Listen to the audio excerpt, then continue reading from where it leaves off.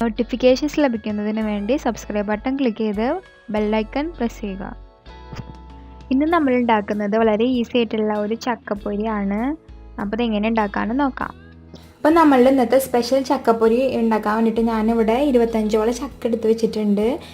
നമ്മൾ ചക്കക്കുരൊക്കെ കളഞ്ഞിട്ട് നല്ല ക്ലീൻ ആക്കിയിട്ടാണ് ചക്ക എടുത്ത് വെച്ചിട്ടുള്ളത്. ഒരു ചക്കേനെ രണ്ടായിട്ട് ഡിവൈഡ് ചെയ്ത് വെച്ചിട്ടാണ് ഇത് ചക്കപ്പൊരി ഉണ്ടാക്കാൻ പോണത്. അപ്പോൾ നമുക്ക് ചക്കപ്പൊരിയുടെ ബാറ്റർ ആദ്യം തയ്യാറാക്കാം. അപ്പോൾ നമ്മളുടെ ഇന്നത്തെ സ്പെഷ്യൽ ചക്കപ്പൊരി ഉണ്ടാക്കാൻ വേണ്ടിയിട്ട് ഞാനിവിടെ ഒരു ബൗൾ എടുത്തിട്ടുണ്ട്. ഇതിലേക്ക് നമ്മൾ ആദ്യമായിട്ട് 1 കപ്പ് ഗോതമ്പ് പൊടി ഇട്ട് കൊടുക്കാം. അടുത്തതായിട്ട് നമ്മൾ ഇതിലേക്ക് 3 ടേബിൾ സ്പൂൺ റവപ്പൊടി ചേർത്ത് കൊടുക്കാം.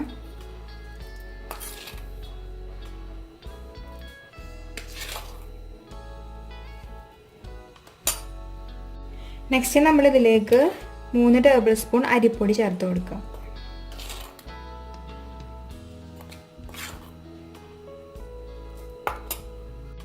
അടുത്തതായിട്ട് ഒരു യെല്ലോ കളർ കിട്ടാൻ വേണ്ടിയിട്ട് നമ്മൾ 1 ടീസ്പൂൺ മഞ്ഞൾപ്പൊടി ചേർത്ത് കൊടുക്കുക.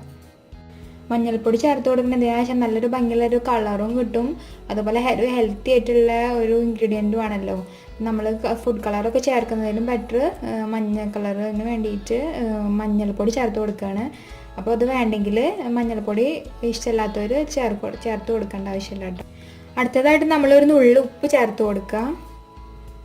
നെക്സ്റ്റ് നമ്മളിതിലേക്ക് അല്പം വെള്ളം ചേർത്ത് കൊടുത്തിട്ട് ഒന്നിങ്ങനെ ഇളക്കി കൊടുക്കുക.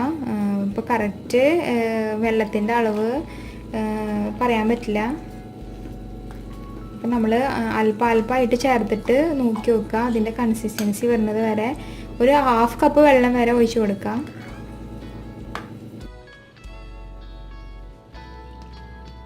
ഫസ്റ്റ് ഞാൻ 1/2 കപ്പ് വെള്ളമാണ് ഒഴിച്ച് കൊടുത്തിട്ടുണ്ടായിരുന്നത്. എന്നിട്ടും ആ ഒരു ബാറ്ററിൻ്റെ കൺസിസ്റ്റൻസി വന്നിട്ടുണ്ടായിരുന്നില്ല. ഒരു ഇത്തിരി ടൈറ്റ് ആയിരുന്നു. അപ്പോൾ അതൊന്ന് ലൂസായിട്ടുള്ള ബാറ്റർ ആക്കാൻ വേണ്ടിയിട്ട് നമുക്ക് ആവശ്യത്തിന് വെള്ളം കൂടിയും കുറച്ചും കൂടി ഒഴിച്ച് കൊടുക്കുക. അപ്പോൾ ചെക്ക് ചെയ്തതിന് ശേഷം മാത്രം വെള്ളം അല്പായിട്ട് ചേർത്ത് കൊടുക്കുക. അങ്ങനെ നമ്മളുടെ ബാറ്റർ ഇപ്പോൾ കറക്റ്റ് കൺസിസ്റ്റൻസി ആയിട്ടുണ്ട്. കണ്ടില്ലേ, എല്ലാതും കൂടി മിക്സായിട്ട് വെള്ളം അമിതമായിട്ടുമില്ല, എന്നാൽ പാകത്തിനായിട്ട് വന്നിട്ടുണ്ട്. ഇതിലേക്ക് നമുക്ക് പഞ്ചസാര ചേർത്ത് കൊടുക്കാം. അവിടെ ഞാൻ 2 ടേബിൾ സ്പൂൺ പഞ്ചസാരയാണ് ചേർത്ത് കൊടുക്കുന്നത്. ഇപ്പോൾ പഞ്ചസാര ഇഷ്ടമില്ലാത്തവർക്ക് പഞ്ചസാര ചേർത്ത് കൊടുക്കേണ്ട ആവശ്യമില്ല. അത് ഞാൻ ലാസ്റ്റ് സ്റ്റെപ്പിലാട്ടോ, അതുകൊണ്ട് പഞ്ചസാര ചേർത്ത് കൊടുക്കണത്.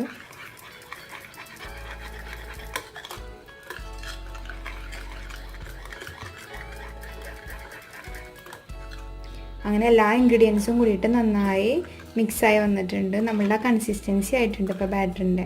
അപ്പോൾ ഇനി ഇതിൽ മുക്കിയിട്ട് നമുക്ക് നമ്മളുടെ ചക്ക പൊരിച്ചെടുക്കാം.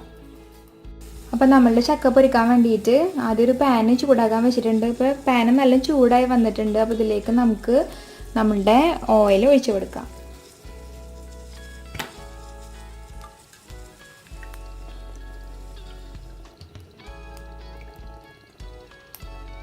നമ്മളുടെ ചക്ക മുങ്ങി കിടക്കാനുള്ള അത്ര പോരം ഓയിൽ നമ്മൾ ഒഴിച്ച് കൊടുക്കണം കേട്ടോ. അങ്ങനെ നമ്മളുടെ ഓയിൽ ഇപ്പോൾ ചൂടായി വന്നിട്ടുണ്ട്. അപ്പോൾ നമുക്ക് നമ്മളുടെ ബാറ്ററിൽ മുക്കിയിട്ട് ചക്ക ഓരോന്നായിട്ട് ഇതിലേക്ക് വെച്ച് കൊടുക്കാം. അപ്പോൾ നമ്മൾ പ്രിപ്പയർ ചെയ്തിട്ടുള്ള ബാറ്ററിൽ ഈ ചക്ക ഒന്ന് ഇതേപോലെ ഒന്ന് ഡിപ്പ് ചെയ്യുക.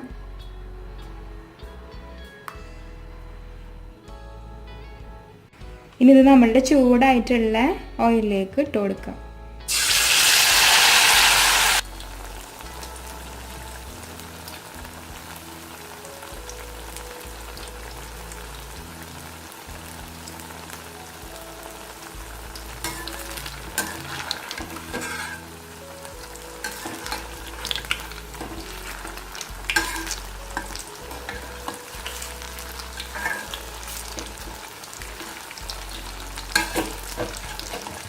അങ്ങനെ നമ്മളുടെ ചക്ക 2 സൈഡും നല്ലോണം മുരിഞ്ഞിട്ടുണ്ട്. അപ്പോൾ നമുക്കിതൊരു കിച്ചൺ പേപ്പറിലേക്ക് മാറ്റി കൊടുക്കാം.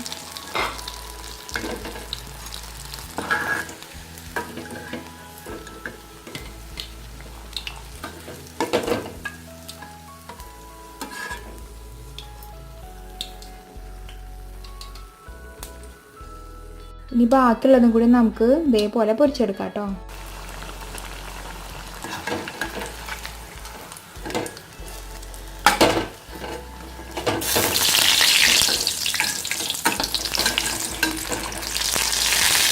അങ്ങനെ നമ്മളുടെ ചക്കപ്പൊരി തയ്യാറായിട്ടുണ്ട്. വളരെ ഈസി ആയിട്ട് ഉണ്ടാക്കാൻ കഴിയുന്ന നല്ല ടേസ്റ്റി ഉള്ള ഒരു സ്നാക്സാണ് ഇത്. അപ്പോൾ ഇതെല്ലാവരും ട്രൈ ചെയ്ത് നോക്കുക. എല്ലാവരുടെ അഭിപ്രായങ്ങൾ അറിയിക്കുക. അപ്പോൾ നിങ്ങൾക്ക് വീഡിയോ ഇഷ്ടപ്പെട്ടാൽ ലൈക്ക് ചെയ്യുക, കമൻറ്റ് ചെയ്യുക, ഷെയർ ചെയ്യുക, അതുപോലെ തന്നെ ചാനൽ സബ്സ്ക്രൈബും ചെയ്യുക.